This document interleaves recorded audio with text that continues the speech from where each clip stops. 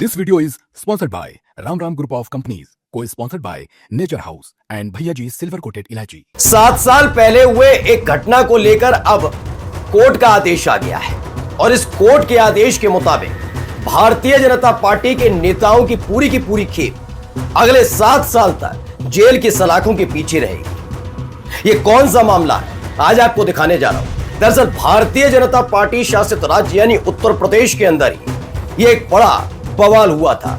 इस बवाल में गौहत्या को लेकर मसला उठाया गया था और ये देखते ही देखते बवाल इतना ज्यादा बढ़ चुका था कि पुलिस की मौजूदगी में भी लगातार हिंसा हो रही थी। जब पुलिस वहां पर पहुंची थी तो पुलिस वालों को भी बख्शा नहीं गया था। उस दौरान पुलिस की गाड़ियों में आग लगा दी गई थी और तो एक इंस्पेक्टर सुबोध सिंह की हत्या कर दी गई थी। इस मसले के बाद खुद भारतीय जनता पार्टी को इस पर तगड़ा एक्शन लेना चाहिए था, लेकिन जिन उत्पातियों का नाम उस वक्त सामने आया था कि इन्होंने हिंसा भड़काई, इन्होंने विवादित बयान दिए, इन्होंने लोगों को उकसाया, उन्हीं को अपनी पार्टी में बीजेपी ने शामिल कर लिया था पूरे जोर शोर के साथ। लेकिन देखिए 7 बरस बाद जब इस पर फैसला आया है तो यकीन मानकर चलिए बीजेपी को खुद पर शर्मिंदगी जरूर महसूस होगी। ये कौन से नेता हैं जिन्होंने उत्पात कराया और अब वो जेल की सलाखों के पीछे अगले 7 साल तक रहेंगे। एक एक डिटेल में आपको दिखाने जा रहा हूं। नमस्कार, मैं हूं प्रज्वल गौतम और आप देख रहे हैं क्राइम चौक। तारीख 3 दिसंबर साल 2018, उत्तर प्रदेश का बुलंदशहर जिला। अचानक से एक खबर आती है, खबर ये कि गोमांस मिला है और उसके बाद तो आपको पता ही है कि साल 2017 के बाद से गोमांस, गोहत्या, गो तस्करी, इसके नाम पर कैसे कैसे उत्पात काटे जा रहे हैं और किस हद तक उत्पात काटे जा रहे हैं। उस मसले को बड़ी आसानी से समझाया और सुलझाया जा सकता था, लेकिन कहीं ना कहीं लग रहा था कि उत्पातियों को पूरा भरोसा है वो आज नहीं तो कल बड़ी आसानी से न केवल इस झंझट से बाहर निकल जाएंगे बल्कि उनको बड़का नेता भी बना दिया जाएगा। और हुआ भी कुछ ऐसा है। वो उत्पात इतना ज्यादा बढ़ चुका था कि इंस्पेक्टर सुबोध सिंह की हत्या हो गई, कई गाड़ियों को फूंक दिया गया। 2 से 3 दिनों तक वो उत्पात चलता रहा। मैं यानी कि प्रज्वल गौतम इस बात का गवाह हूं। उस समय मैंने पूरी रिपोर्टिंग की थी।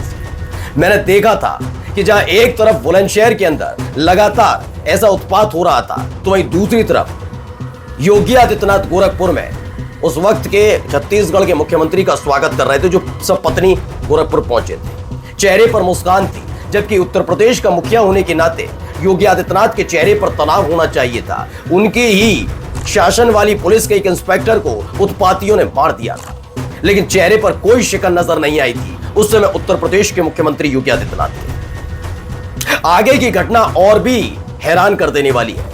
घटना यह है कि उनमें से कई ऐसे उत्पाती थे जिन पर आरोप लगा कि इन्होंने उत्पात कराया, इन्होंने हिंसा कराई, इन्होंने भड़काऊ भाषण दिए, इन्होंने लोगों को उकसाया और इन्हीं की वजह से उत्पात हुआ, ये बवाल हुआ है। उन्हें भारतीय जनता पार्टी ने बड़े बड़े पदों पर बिठा दिया। एक एक खबर मैं आपको दिखा रहा हूं, पहले देखिए क्या है। ये सचिन गुप्ता है, पत्रकार। उन्होंने लिखा उत्तर प्रदेश बुलंदशहर में 3 दिसंबर 2018 को हुई हिंसा में कोर्ट का फैसला आया है। 5 को उम्र कैद हुई है, 33 को 7-7 साल की सजा सुनाई गई, यानी 33 लोगों को 7-7 साल की सजा सुनाई गई। इसमें क्या क्या है, खेत में गोवंश के अवशेष मिले थे। इसके बाद स्थानीय लोगों और हिंदू संगठनों ने बवाल काटा, पुलिस चौकी फूंक दी, दर्जनों वाहन जला दिए, इंस्पेक्टर सुबोध सिंह की गोली मारकर हत्या कर दी। वो वाकई तस्वीर सिहरन पैदा करने वाली थी। जब सुबोध सिंह का शव मिला था खेत में, एक जीप के पास गोली लगी हुई थी। वो मातमी आवाजें आज भी मुझे सुनाई देती हैं दोस्तों, जब उनके दोनों बेटे, उनकी पत्नी रो रही थी। हालात ऐसे बने और उसके बाद बीजेपी, जिसे शर्म आनी चाहिए थी, जो सत्ता में बैठी है, उसने अपने ही अधीन आने वाले एक इंस्पेक्टर के हत्यारों और उनकी साजिश रचने वालों को अपने आप पनाह न केवल दी बल्कि बड़े बड़े पदों पर बिठाया, मलाई खाने के लिए। आज मैं वो दिखा रहा हूं आपको, पढ़िए पहले।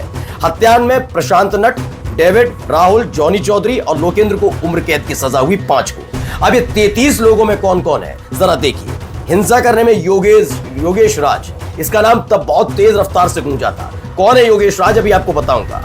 चमन, देवेंद्र, आशीष चौहान, रोहित राघव, इसके अलावा जितेंद्र गुज्जर, सोनू, जीतू फौजी, नितिन मोहित, रमेश जोगी, विशाल त्यागी, हेमराज, अंकुर, अंटी, आशीष, हरेंद्र, टिंकू, गुड्डू, सचिन जाट, सत्येंद्र राजपूत, सतीश, विनीत, राजीव, सचिन कोबरा, पवन शेखर अग्रवाल, उपेंद्र राघव और राजकुमार कलुआ, नितिन पंडित और जयदीप को 7-7 साल की सजा सुनाई गई है। अब इसमें जरा समझिए कौन कौन क्या क्या है। पहले योगेश राज, ये जिला पंचायत का सदस्य है।